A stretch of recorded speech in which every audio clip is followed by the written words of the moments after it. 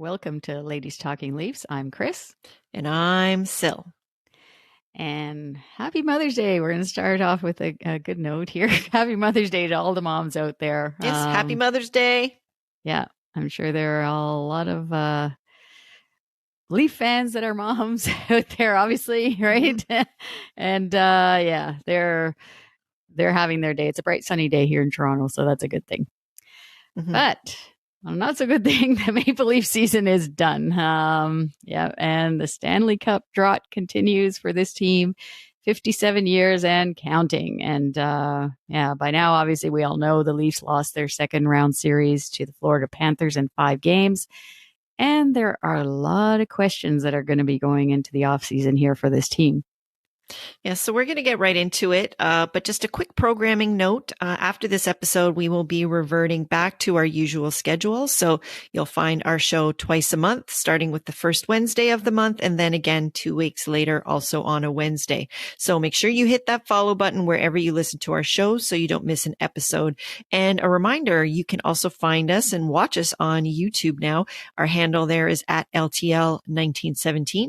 So watch our show and see videos that we've posted from Leaf games we've attended, including some from the playoffs. You know, we can just kind of bask in the glory of some of the good old days, I guess. But anyway, now we're going to get into the show, and we're going to start with the good, the bad, the ugly playoff edition.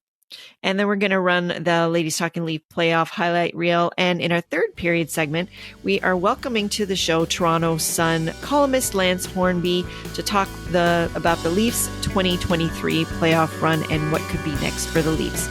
So without any further ado, let's talk Leafs. All right, the good, the bad, the ugly playoff edition. Yes, yeah, it's the first time I think we're doing it for the playoffs, but there's some things that just stand out on each category. So yeah, so for the good, we're just gonna say the good. Obviously, it's an obvious thing is getting past the first round and of the playoffs, beating Tampa finally after 20 years, getting past that, getting over that hump.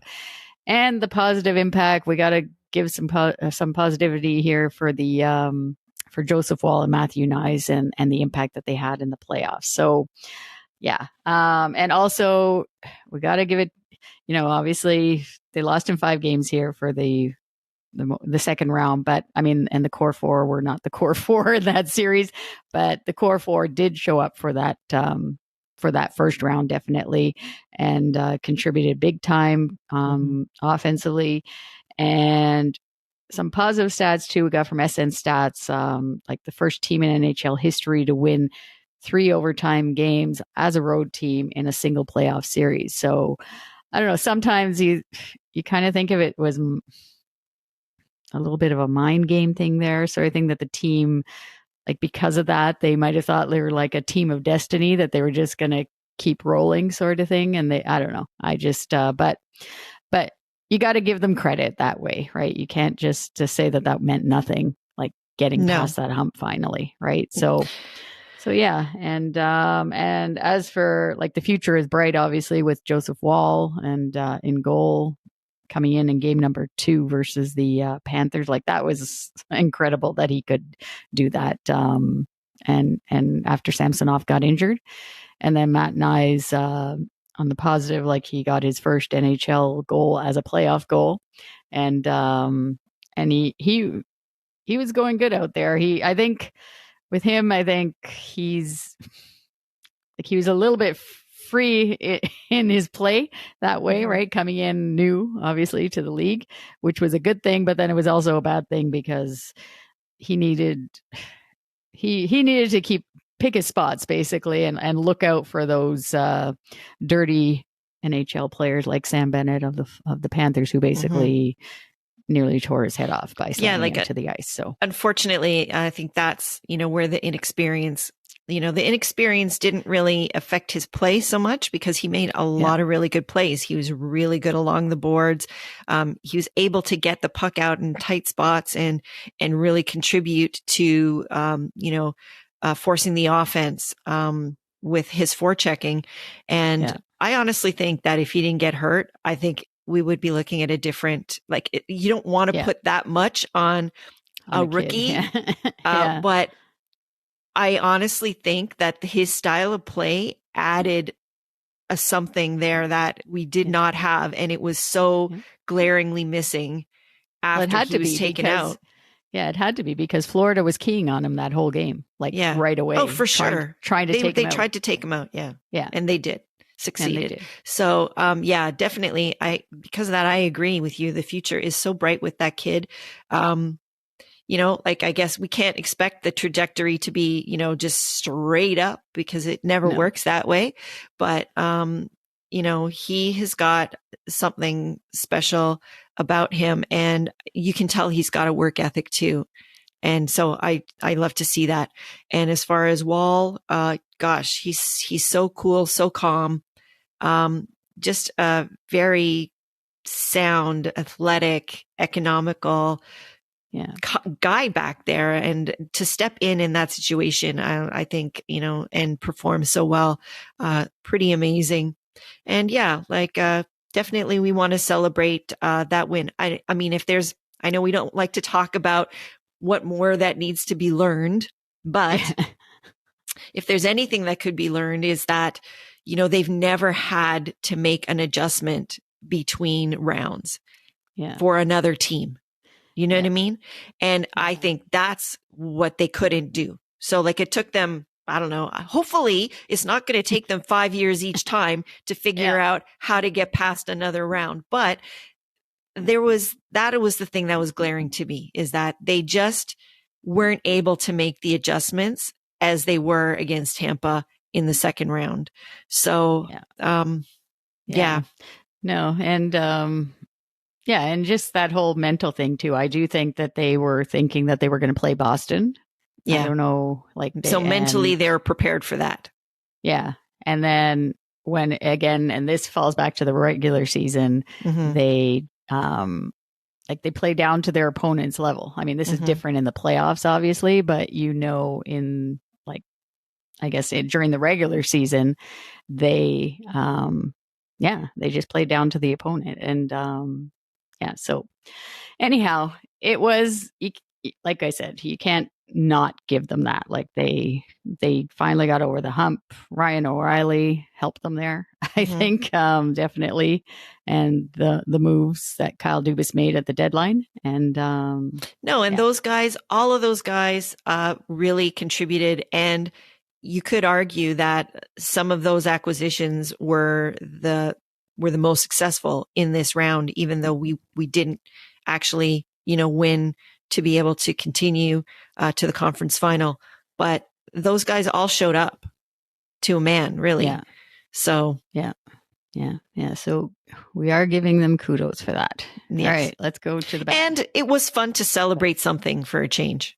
Oh, yeah. So, for the fans. Yeah, definitely. And like we were saying, the whole, the whole generation of Leaf fans that haven't seen a playoff win, they managed to get out there on Yonge Street and celebrate, have a bit of a party there, which is really good for that. So, for all the people that were saying that, people shouldn't have bothered doing that and how lame is that, I'm glad that they did, because we're seeing now that, that was the end of the line, really. So, if they wouldn't have done that, there could be some regrets there. So no regrets. Celebrate when you can celebrate.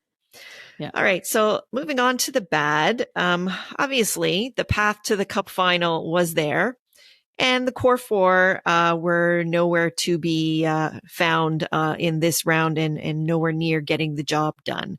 So obviously there's going to be some changes that need to be made. And I don't know. I suspect that we're going to have some disagreement here when we start talking about this, but anyways, they had zero thoughts? Goals basically. Well, yes. Just to say minus Willie, I guess, with Mitch Marner, John Tavares, and it just Austin to Matthews. Me, just even looking at it's Marner and Austin Matthews that they're the key. Are the key, that the fact that there's, Matthews didn't have as much offense as we would expect for both rounds, really. I mean, I know they all produced in the first round, but yeah, the fact that there was no goals scored. Yeah. And every game, basically, I just looked it up. At every game, we only scored 2 goals. No, and you can't, there's no way you can win like that. Yeah. And you can't win like that based on how our team is built. Exactly. Like we're built to score. Yes. We're not the New York Islanders. No. So, yeah. And I don't know. I going to Syl's comment there, what I was telling her off the air here, was that I mean, I do have his jersey, but I think Mitch Marner is the one that has to go. I don't know. I hate to say it because he loves being a Maple Leaf. Obviously, he grew up being a Maple Leaf. There's that video of him as a little kid. He's so cute there. And saying like his favorite team is the Toronto Maple Leafs. But I just don't think after so many, 7 years now, I guess, that they've been together with Willie and Austin. But out of those 3, I just don't think that he can handle the pressure no matter. Okay. He talks to Doug Gilmour all the time. Mm-hmm. I know that. And that's one of our favorites, obviously. Then maybe Dougie's doing something wrong. I don't know. Yeah, we should tell him that. Dougie, go talk to your buddy in the summertime there, Mitch, and show him what needs to be done. Maybe he needs to give him a harder line. I don't know. Different recipes, eat more pasta. I don't know what it is. Anyway. Yeah. I have a question for you though. Okay. My question is, back in the 80s, for example, when you were a huge Rick Vive fan, right. Were you advocating for him to be traded? No, but as everyone always says with different times, you had a loser owner there in Harold Ballard who basically wasn't going to listen to the fans anyways or listen to the team, the coach, whatever, the general manager. He was controlling everything and he was out of his mind. So he traded him. Question number 2. Were you ever advocating for them to trade Wendell Clark? No. So to me, my thinking is, do I think there needs to be changes? Will there be changes made? Yes, there will be changes made. I will never, I don't ever feel, I don't know. I don't feel like I can advocate for the players that I love, that I enjoy watching, who are so talented to be traded. If they get traded, I will 100% understand that it needs to be done and that, and I'll be sad, but I'll get over it because that's what I've been doing in the whole lifetime of me being a fan of this team. But I will never, ever look at all of these guys that I love to watch and go, I want that guy out, or I think he's the one to go. I just don't believe that. It's not to do with him, though. It's to do with the mix of the team. No, I agree with you. I think that we need, I'm not just saying, obviously, neither of us are saying, like, we all know a change has to be made, and neither of us is saying just give them away for nothing for the bag of pucks, as we've said so many times. But there needs to be another dimension. They need a jolt, like we said last year. Right. And the year before. What I want, jolt. Yeah, but what I want to happen is what I think the job of a GM is you need to identify the player that you are missing in the mix. Then you need to go through the league and be like, okay, I'm going to call that GM and say, I want this guy. And it should be a high profile player, high profile defenseman, whatever, whoever that person is. And then if they come back and they say, okay, to get that deal done, we want Mitch Marner. Then you say, yes, okay, we're going to give you Mitch for that. But I don't like the opposite scenario where you are identifying a player who is super talented on your roster and saying, okay, this is the guy that I'm going to work to move. I'm going to call people and I'm going to say, we've got this guy to offer. What are you going to give us? I don't like that scenario. I prefer if you're a good GM worth your salt, you're not looking at getting rid of a guy. You are looking at who do I need and who do I target, and I'm going to do whatever it takes to get that job done. I think that's what, for example, Masai Ujiri did when they got Kawhi Leonard. They identified Kawhi Leonard. They called San Antonio and they said, what is it going to take to get him? And they said, DeMar DeRozan. Do you think Masai Ujiri was wanting to give him up? No way, no how. He loved that guy. And he knew that it would be hard on the team and that it would be hard for them to get over it. But look what it did. It provided that jolt. But I think that's the way you go about it. Is so you prefer the other team to ask Kyle Dubas or whoever's going to be the GM to say, I want Austin Matthews, or Austin Matthews, to me, it's still. Well, yeah, because then that's how you negotiate. Then you say, if they say Austin, well, first of all, that would take a whole heck of a lot of balls for Kyle Dubas then to say, okay, but it's going to take a lot more than just a Kawhi Leonard of that team to come back. Oh, yeah. But do you know what I mean? And it's a lot of balls for the other GM too to ask 100%. For that. But that is the start of the negotiation. It's not about what you can give. It's about what you want to get. That is how you do it. Okay. I personally think. Yeah. Because what do Leaf fans lament all the time?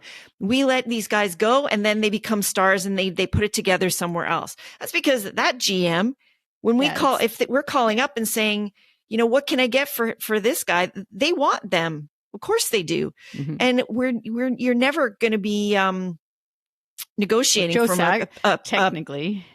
Yeah. But technically, for an example, like Joe Sakic, I don't know who called who at the time, but like with the Kadri deal, Naz, going back to that one, right? Like, well, I think actually it's right. Maybe like the way you're saying, like Kyle Dubas must have said, I want Tyson Barrie. Yeah. Right. And maybe Joe Sakic came back and said, yeah, I want Naz, because he's looking at his team there, who eventually did win the Stanley Cup the following season. That like, yeah, that's the part that I need in my mix to be with Nathan McKinnon and those boys. And it didn't work out, obviously, at all for us in that deal. That's probably his worst deal ever. Yeah. And for Kyle Dubas. And but on Colorado's side, that was, and now. But you know what? To a man, every single person that evaluated that deal. Sorry for bringing that up again. I thought it was good, but yeah. So I know. Yeah, it didn't turn out great. But the point is, though, that you're saying, you're saying, here she goes again with Naz and Kadri. Yeah.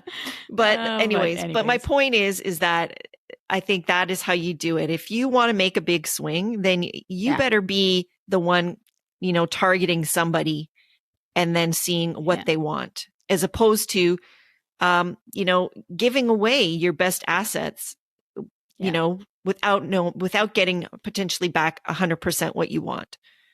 So I think you got to start there. And does that mean that I don't believe that there needs to be a shakeup? Of course, that's not what I mean, but that's how you do it. That's how you get your Kawhi that is going to pay dividends, and take us on a longer playoff run. That's the ultimate goal here. Yeah. So we're going to be talking a lot about this for the next few weeks anyways, because heads are going to roll. Like, personally, for me, I think the first shoe to drop, and we'll all see, how this plays out. But I think maybe Sheldon Keefe is the one that needs to go, and they need to start there with the coach. And to me, if Dubas does stay in the job, that's showing balls enough, to fire your best friend in a way, but I would think that, when he hired him, he knew he might have to fire him.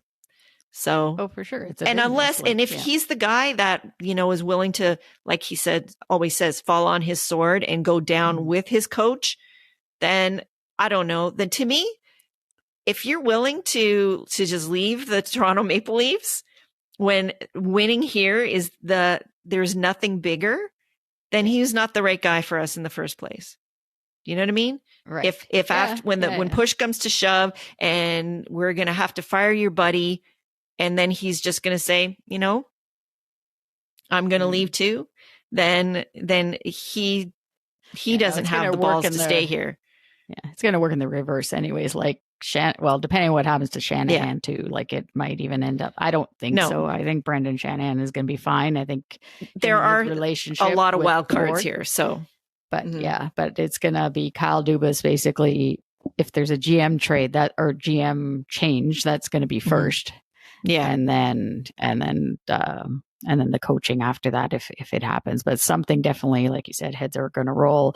Something has to happen after this is technically it's 9 years since the Shanna plan has started here. So, yeah, and it's 7 years with the three players as the core that they built, and then JT joined a couple of seasons later. But yeah, so. But I will say that there's a lot of stars that it took a long time for them to win. Oh yeah, theirs, no, that's for sure. And you look at okay, if you look at even just a core two, if you look at Austin and Mitch, that's comparable to Ovechkin and Backstrom. It took them 9 years to get their cup, and there's a lot more examples of that, where you've got a tandem like that and it took longer. Like not everyone is like Taves and Kane. I'm mixing up Taves and Kane or Sidden and too, right? Yeah. Malkin and or just Crosby on his own. Yeah. It's just those are because those were such positive impacts and it happened right away. We want to look to that and think it always happens like that. But more often than not, that's not the case.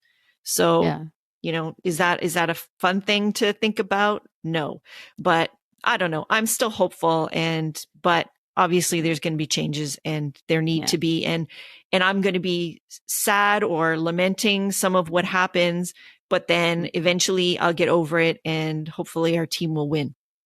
Yeah. And then I'll be happy. It's kind of funny. It's kind of funny that way that it's a long time since we've been in this situation where we actually know something is going to happen. Like something, it has to happen. Whereas I don't remember a time. What if it doesn't? That would be like, we'd be floored. All of us would be like waiting. The bigger shock.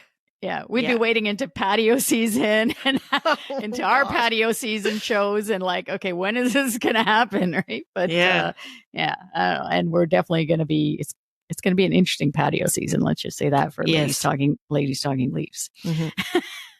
All right, moving on to the ugly, and they definitely took this all season long. The big prize, we should get some sort of trophy for them, is the NHL officiating.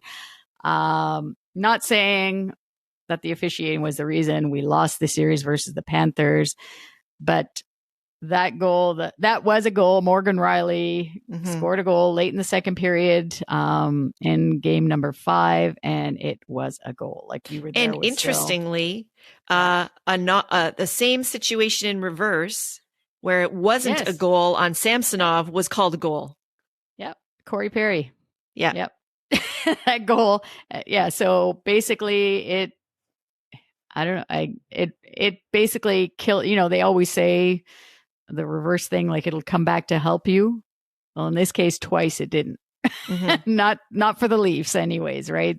Both goals worked against us on these phantom type goals, however they call it. So it started in game 1 versus the Lightning, where also David Camp got the phantom high stick on Braden Point, and he actually scored a power play goal on that phantom high stick. And Corey Perry, like we just mentioned, had the goal, which wasn't a goal, on Samsonov in game 1 of the series versus Tampa. And then, of course, there was Sam Bennett, which we kind of mentioned before, with his antics, slamming Matthew Nyes to the ice, causing Nyes to have a concussion and not even a penalty on the play.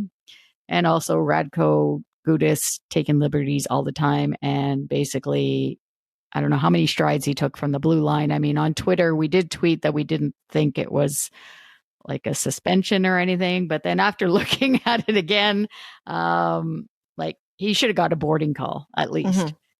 Right. And kudos to David Camp for actually getting up and like that. He got labeled, like that was a hard hit. And again, no penalty on that. And those are just a few examples. I mean, there was the holding the stick, Radko Gudas on the OT winner that eventually basically let Florida go on. I mean, he was holding Yarncroc stick. Yeah.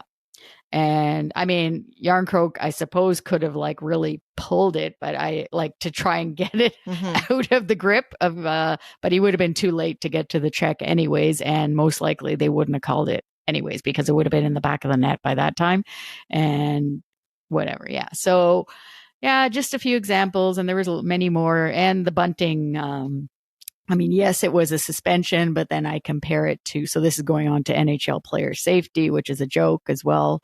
When you look at other suspensions that have happened in these playoffs, the most recent, I guess, with Pietrangelo in Vegas and doing the tomahawk chop to Draisaitl. But again, you look at who it is. There is a double standard there, I think, as opposed, like, you know, like they always give the benefit of the doubt to these higher profile players. Except when there are high profile players. Yes. Somehow. Yeah.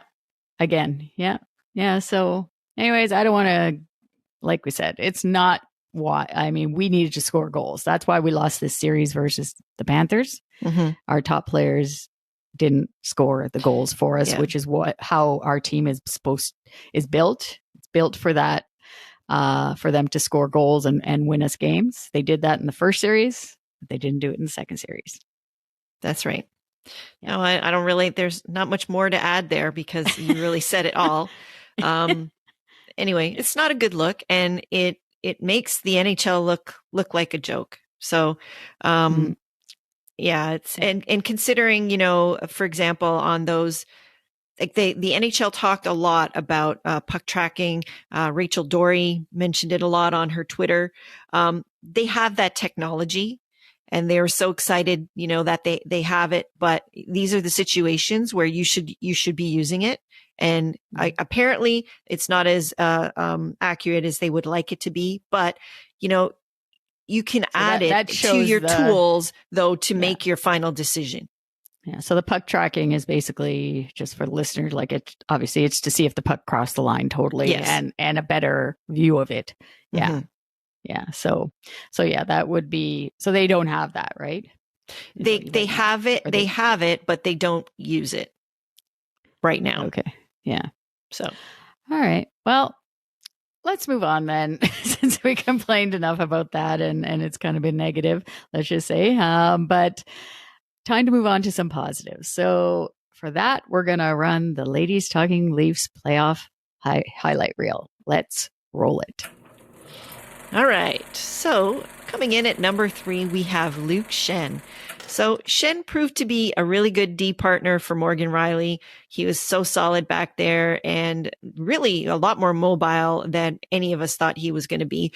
He had a diving poke check on Carter Verhaeghe in Game 4 versus the Panthers that probably saved us a goal and got us to at least the Game 5. Yeah. Yeah, no, he definitely, we talked about, you talked a lot about him in our last episode, just how strong he is with the pairing with Morgan Rielly, and he is a UFA, so hopefully he'll want to come back. He was so happy to come here. But yeah, I would love to see a whole season of the two of them playing together. Yeah. Yeah. And because I honestly think that Morgan Rielly then might have the guy that is going to give him the stability back there where he can maybe put together another Norris caliber season, you know, because he really came to play and he played so great in these 2 rounds. I think, you know, for what it's worth, you know, he's our Conn Smythe winner, I think. If you're looking at the whole playoffs, Rielly. Oh yeah. Yeah. And we'll get to him.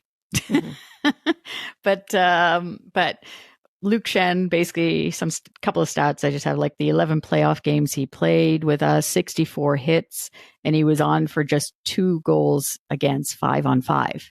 So that's something. That's something. Yeah. And yeah, he's definitely worth every penny. I don't even remember what we traded for him. But that's okay. Yeah, and we just hope that he decides to re-sign and stay a Leaf. Finish his career out here. Yeah, exactly, and have better success, obviously, in the playoffs. So moving on to number 2 on our highlight reel. We've talked a little bit about him already, is our young rookie goalie, Joseph Woll. He reminds me a little bit of Felix Potvin. Yeah, me too.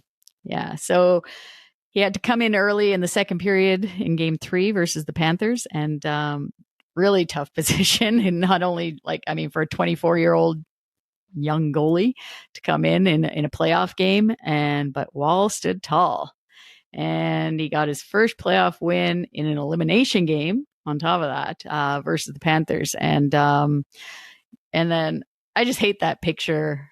I like with Gudas staring in his face. Him. Yeah. I just horrible. You know what? Screw you. It's classless. Just yeah, exactly. Right. So, but for everything, for what to come in like that when Samsonov got injured, and kudos to Samsonov. We really haven't talked to him a bit, but or a lot about in these playoffs. But yes, because he got us this far. So yes, yeah, and So with Joseph Woll, though, he's played 11 NHL games total. This is going from the Leafs website and his stats. He has a record of 9-2-0, goals against average 2.38, save percentage 9.24. It's pretty darn good. Yeah, so that's pretty good. And bottom line really is, though, in these playoffs, it wasn't the goaltending that. No. For a change, we actually had goalies that stole us some games. So, and that's, we've been clamoring for that for years. Yeah. They gave us a chance to win. Yep. Every night. Right. And we just needed the way we are built, again, we just needed our star players to score goals, and they didn't. And there could be injuries, whatever. We don't know. We'll be waiting to hear about that, but still other players, whatever, like they say. Well, Leon all I have to say about that is somebody better be getting surgery. No, we don't want surgery. Hopefully they can heal over the summer, but no, I don't really want them to have surgery, but no. But yeah, it better have been something dire. Yeah. With Matthews, I could notice it all series long. Like his shot just wasn't the same. And he wasn't moving as well. He wasn't skating as well. Yeah. I don't know what happened, because he was perfectly fine seemed fine in Tampa series. But maybe they took license on, and maybe there was some kind of weird hit that he took too. I don't know. Nobody noticed it, I guess. Yeah. Anyways. All right. So in our number 1 spot, yes, we have talked about him again earlier, is Morgan Rielly. What more can we say about him? He is a true leader who bleeds blue and definitely plays for the logo on the front of his jersey. So he had 4 goals, should have been 5, 8 assists in 11 playoff games this season. And he was really the shining star for our team, and he never gave up. He's the one who really he never ever showed signs of shying away from the moment. That's some of the players sort of seem to at times. So, yeah. And, just actually through I saw this stat from SN Stats, through this first 7 games of a postseason, he had the 3 goals and 6 assists, which is the most by a Leafs defenseman since Tim Horton had 11 points in 1962. And Tim Horton had 3 goals and 8 assists. So, when you start getting mentioned with defensemen like Tim Horton, that's and it was obviously it was back with the original 6 back then. But you can't say enough about the guy. Really, he should be the captain. I'm going to say it. I thought we've mentioned Austin Matthews being the captain beforehand. Couple of years back, and when all that was going on, and JT's captain material. Obviously, he was a captain of the Islanders and of us, but I think it's just because Rielly is obviously he's been here.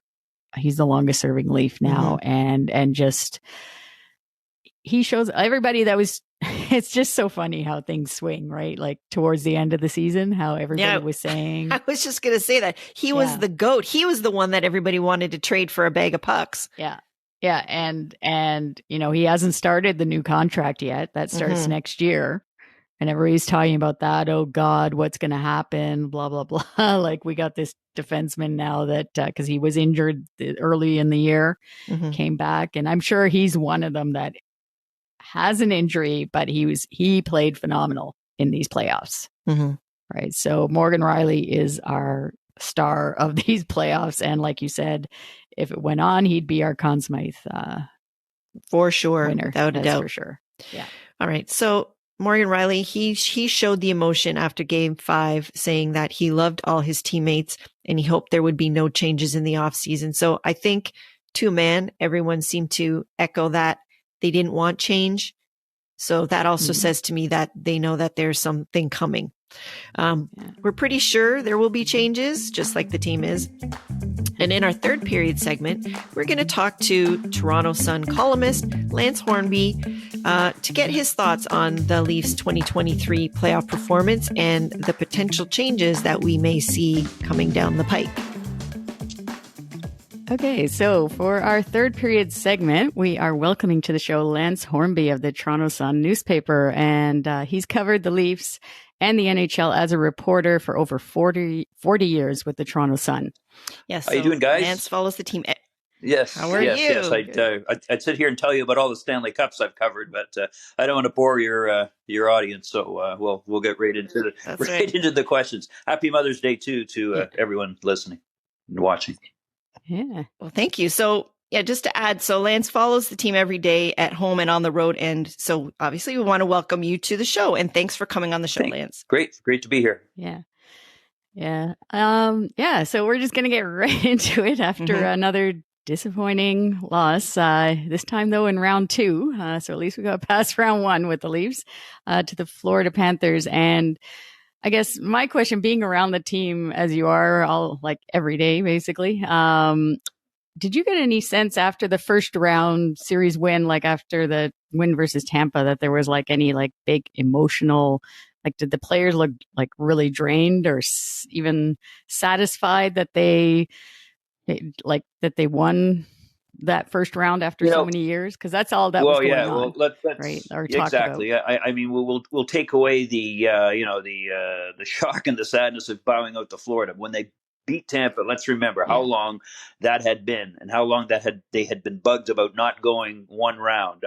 They inherited the mantle of the teams that hadn't made the playoffs for many years. The 2013 team that came so close before that collapse in Boston, and their own Shanaplan era, slump that started in 2017. Everyone loved how well they played in Washington, and losing that series. Who'd have known that was going to be a high point of playoffs? Because what followed later, it's many opportunities to win the series and move on. So when they beat Florida, there was some exhaustion, but I think they thought this was finally going to be their chance to move ahead. Let's remember the series against Montreal and the series against Columbus that they lost, and they, essentially they left an open road to the Stanley Cup sitting there when they lost. So when they got past Tampa, I don't blame a lot of the people in Maple Leaf Square for jumping up and down and dancing and saying, we want Florida, because not only had Toronto beaten Tampa Bay, got past the first round, but Boston wasn't there either. And so it was like all the boogeymen had disappeared at once. But as we know, it doesn't quite work out that way. And Maple Leafs, I guess, were built for playoffs like they wanted to at the start of the year, but sadly just built for one round of playoffs, or we're not getting past the second anyway. Yeah, because I don't know. We just can't figure out how they, like, especially on home ice too. Like they lost all 3 games on home ice. Like there's no more. It's the whole. This whole thing seems to be like a road team playoff or something too, right? And Sheldon Keefe got so sick of hearing about it. But you know what? It's that's too bad. I mean, it is inconceivable that they lose, even in this, which the sports writers and the coaches have dubbed the year of the road team in playoffs. It's shocking that in the alleged center of the hockey universe, with 20,000 people waving towels and another couple of thousand outside, and you ladies are the same as me. You go to downtown Toronto and everybody's walking around with a Leaf sweater, and every bar's got a Go Leafs Go sign out on their chalkboard. it's inconceivable to many that they don't plug into that somehow. And you saw little bits of it here and there, but something always seemed to happen. They let their guard down. They got off to a bad start.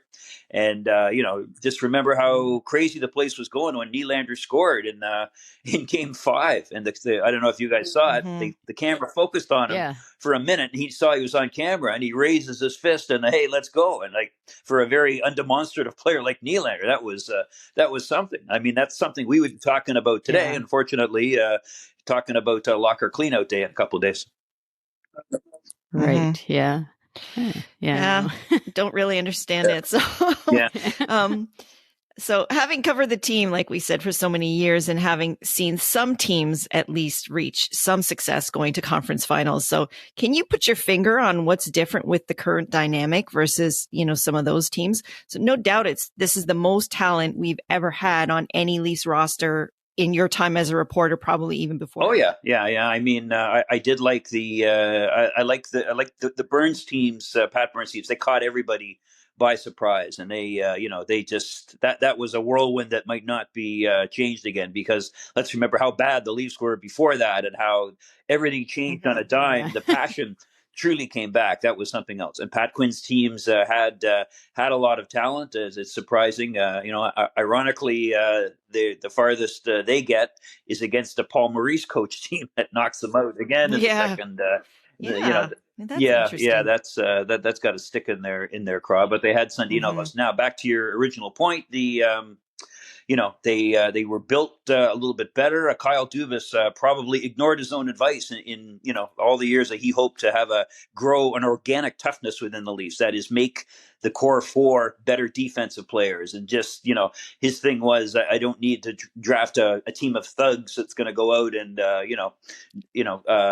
beat the hell out of everybody at playoff time. I just have to make these guys tougher. And they are. You have a Selke Trophy winner or nominee and Marner. You've had how well Matthews has played. Tavares is a good example there. And then he adds all these people. Noel Acciari. He adds he adds Jake McCabe. He adds Luke Shen. He adds some really good defensive players over the course of the year. So when you combine that talent and that makeup of a team, a lot was expected of it. What happens? They run into a bigger, meaner team in Florida, which was able to push them around, certainly around the goal, certainly shut down their scorers, and win those little battles. I guess the overtime goal by Cousins was a great example there. Radko Gudas just roars to the net, completely knocks Liljegren out with a little nefarious type play, scores, and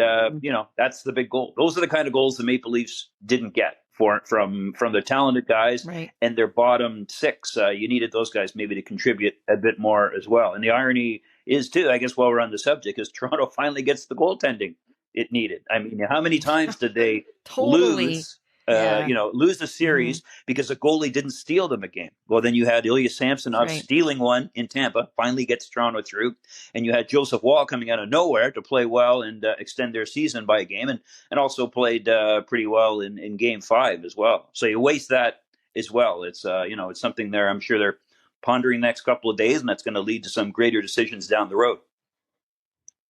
Yeah, no, for sure. And we're still in shock a little bit, because, but like you're saying, I mean, they even got from their depth players, like they got that production. It really, I mean, we just don't understand like the top three guys. Like really for us, it's the core four. Yeah. Let's say Morgan Riley was fantastic. I know they call it the core five now, including him, but I mean, those four guys. Nylander was in and out, which is what he does normally. Right. Yeah, it depends what day of the week it is in that. But I think he certainly, when he puts his mind to it, like that 1/3 period shift he had in the game, I think it was Game 2 or whatever, Game 3 that they lost. He put everything into that, and he was the best player on the ice. And then again, has the big goal on Game 5, and people are talking about which of the core four should be sacrificed in the long run. I think he made a pretty good case, even though he's got the most tradable contract for the guy that stays. He's an interesting character. I think you want. That's what I think too.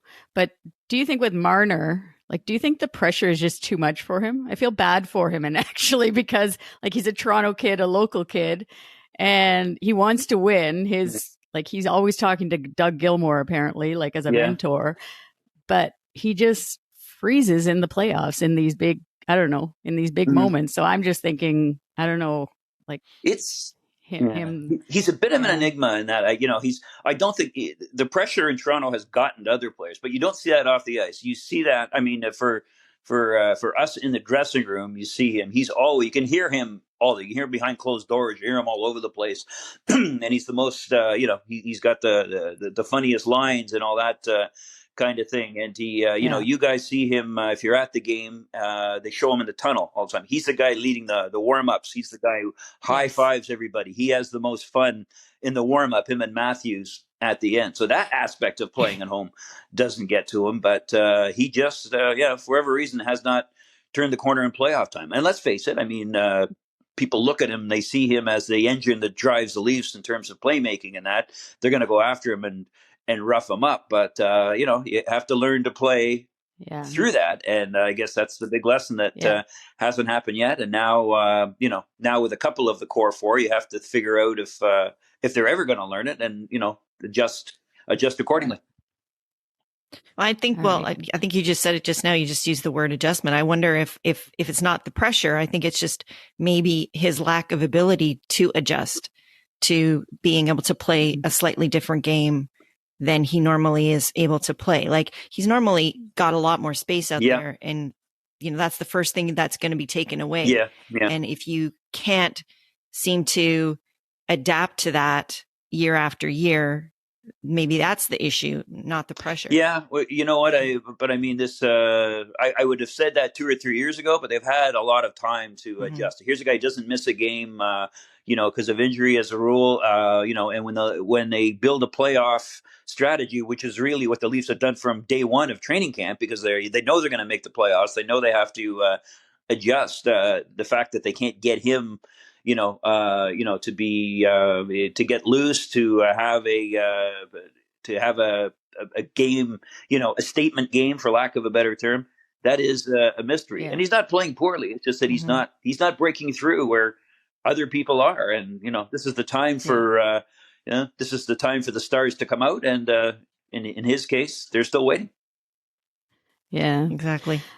All right. So I guess the last question I have for me, I guess it was you were talking about all the additions and that were made, let's just say, with McCabe, Shen, O'Reilly. O'Reilly. No. You know what? I was remiss in not mentioning O'Reilly before, but I'm glad you pushed that up, because if since he's arrived, that's been the toughest thing for us. The I before E has completely messed us up, especially when they score from each other. That's been a tough one to do. So I apologize for any requires a lot of proofreading. A lot of proofreading required. Oh, it does. It's worse than European names sometimes to try to spell them, to remember my O'Reillys and Rileys. But anyway, I interrupted you. Go ahead.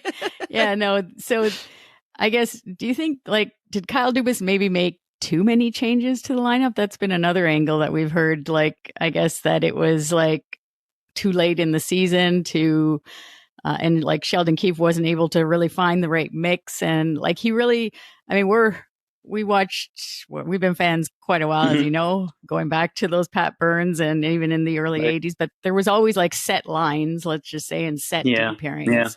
And Keefe never really found that. And since the trade deadline, it's always, it's with the 11 and 7, but it's constant mixing. And I don't know, back in the day, the players, I remember they used to we think anyways, that they used to just set, to know who they're playing with.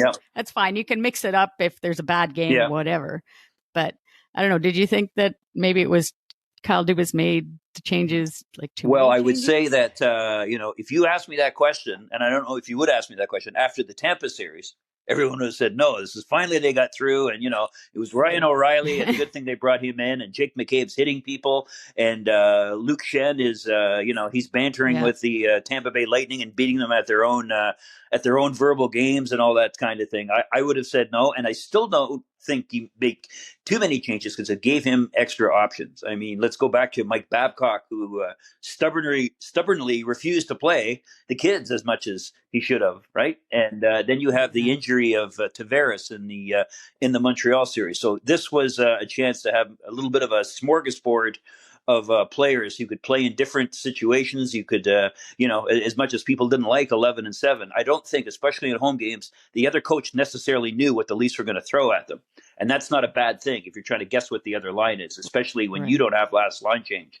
So, I think it's a team that did need a different look in playoffs. I mean, that they examined everything they had, and it didn't jive the way they wanted, of course, at the end. But I think it gave them some interesting options. Once in a lifetime, chance for a roster built along these lines to have that 11-7, and there was no injuries to the defense. So for a change, they could move people in and out, but still they're just lacking the right people. I guess the it factor. The it factor was gone, even though I liked some of the changes. But at the end of the day, I mean, you were still worried about Justin Hall. You were still worried that Giordano had, looked winded by the end of it. You had Gustafsson, who never quite found his spot. Now, there's a lot of second guessing now. Would Rasmus Sandin have made a difference there and that kind of thing? Yeah, that did pop into my mind. But Shen was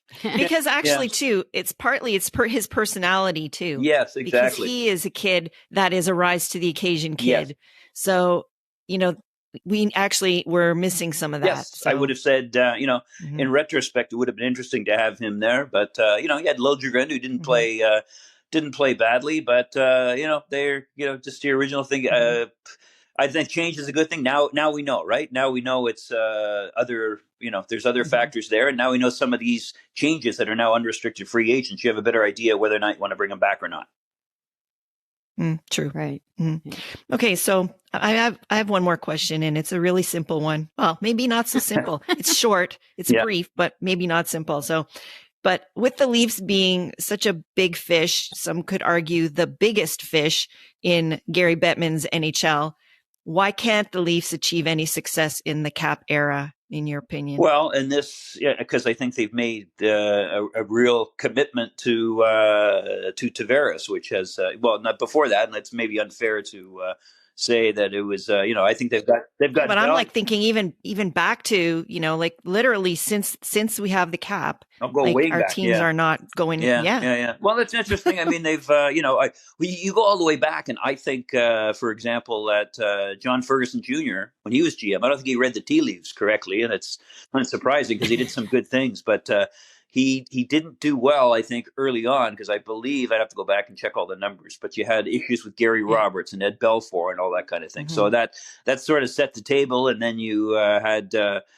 Then you were looking at free agents who didn't really match up. Then you had, I guess when they didn't sign Sundin to finish his career as a Leaf, I don't think they spent that money wisely. Then you're going all the way into what Lou Lamoriello did in his, I don't think he made as much impact as he could have. Again, a guy kind of an old schooler who wasn't, that adept, I think, at thinking big picture. And then you go into all the money that the Leafs, I know what I was going to say. Sorry. Patrick Marleau, I think, was a Lou issue. And that led to a couple of, that took out a lot of resources from a team. And I think didn't long-term work out. And then you get into Tavares. And as well as he's played in regular season, he's left it handicapped to bring in some other people. And that has had an effect. So now you're headed to the next big decisions on Matthews and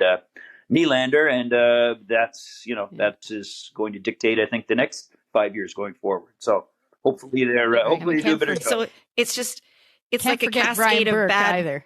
Sorry, can't forget Brian Burke either. Right. Yeah. You missed with him. Kessel. Oh, yeah. Well, so basically, it seems like it's like one. There's no room for error, I guess, in the cap era is what you're really saying, is that if you've got one bad contract, that basically is going to have a cascade effect for for years after. Yeah, I think so. And you're seeing it now with the errors. But I mean, guy's averaged more in the point a game. He's he's been a good captain. He's been ideal for the Leafs. He's sort of in that Darryl Sittler mode, and that a good leader in the dressing room and all that kind of thing. But like Sittler, he's very straight face. Exactly. But you know what? Everyone thinks calm. they should need like a Jonathan Toews or somebody like that to be a guy who lifts. And Tavares, I don't think has in playoffs, certainly. And I have to include the series against Montreal that I thought he probably would have been the difference in them getting through there. Right now, looking back on him in playoffs, at least he hasn't been able to, he hasn't been worth that big commitment. Yeah. Like playoffs wise, because if you just look regular season, definitely he more than is worth. Like you're always going to overpay slightly for a free agent, anyways, and he's more than worth that contract for regular season. Oh, I think so. Yeah, they got their money, and more than their money's worth, really. And like his production numbers are way up, better than And I'm sure it's part of the reason the Islanders, I think, their fans gave him quite a razzing. But part of that, I think, was they know what they were missing, and retrospect, they've certainly missed him, as much as anybody. Mm-hmm. Yeah. All right. Well, you have time for one more question? Go ahead. Just if we wanted to, what do you think happens with Dubas and Keefe, basically, and the core four, the three things? Like, do you think Dubas is going to come back? It's all like you took a tangle of wool and stuffed it in your drawer and forgot about it and dug it out a month later, and it's all tangled up because it's all one is connected to the other is connected to the other. Does Maple Leaf Sports Entertainment decide that they're going to bring back Shanahan? If Shanahan is back, does he bring back Dubas? If Dubas is back, does he cut ties with his good buddy Sheldon Keefe?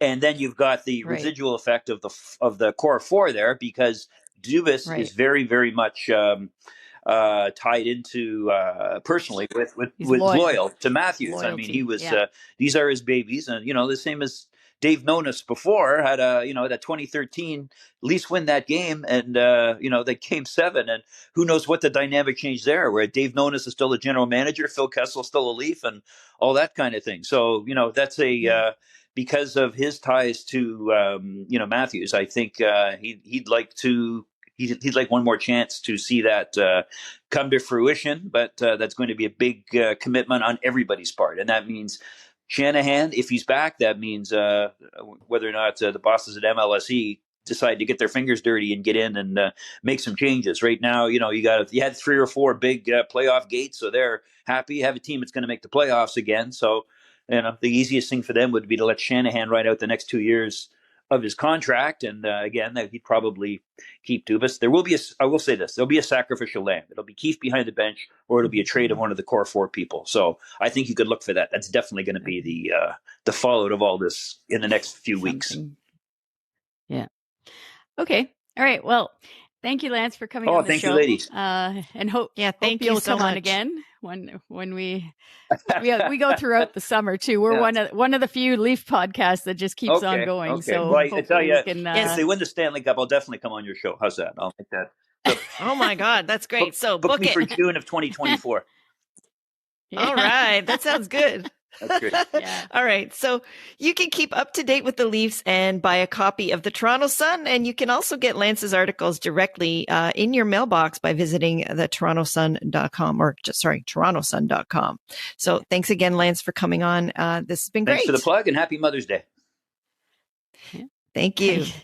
All right. Thank you again to Lance Hornby for coming on the show. It's almost 4 years now since he wrote the article about our podcast. And that was the first year of our show back in 2019. So the article gave us a huge boost and helped us to become more visible in the world of Leafs podcasts. Yes, so you can find the link to the article on our website, ladiestalkingleafs.com, or in any of our social media profile pages, and we'll also include it as a link in the show notes if you would like to check that out. So again, just a reminder that we are reverting back to our normal schedule of publishing episodes twice a month. Our next episode will be on June 7th. But of course, if there's any big news coming out of Leafland in the end of season exit meetings, we will be publishing a bonus episode. So don't worry, we will keep you covered. But make sure you hit the follow button wherever you listen to us. That way you won't miss any of our shows. Yes, hit the follow button, subscribe. Also, to be sure to follow us on social media, Twitter, Instagram, Facebook. Our handle is at LTL1917. And a reminder to be sure to leave us a rating or a review and let us know what you think of the show. It's easy on Apple and Spotify, and it's important for our show to get more exposure as a source for Leaf content. And we thank you for taking the time. Another way to help us out is by visiting our Ko-fi page at Ko-fi.com. You can follow us there. And if you choose to, you can support us by buying us a coffee. Any donation that you make goes towards helping us produce the show and making it even better for you. So you can find the link to our Ko-fi page on our show notes or in any of our social media profile pages. Yes. And I was confused a little bit before. Sil was saying 5 and I was trying to figure it out, and it's 5-star. Yes. 5-star reading a review. I kind of stopped there. I was like, okay, I saw a hand. Anyways. Okay. So we want to thank our healthcare workers and first responders for everything they do. Thank you. Thank you. And thanks as always for listening and now watching. And until next time, go Leafs, go. Go Leafs, go.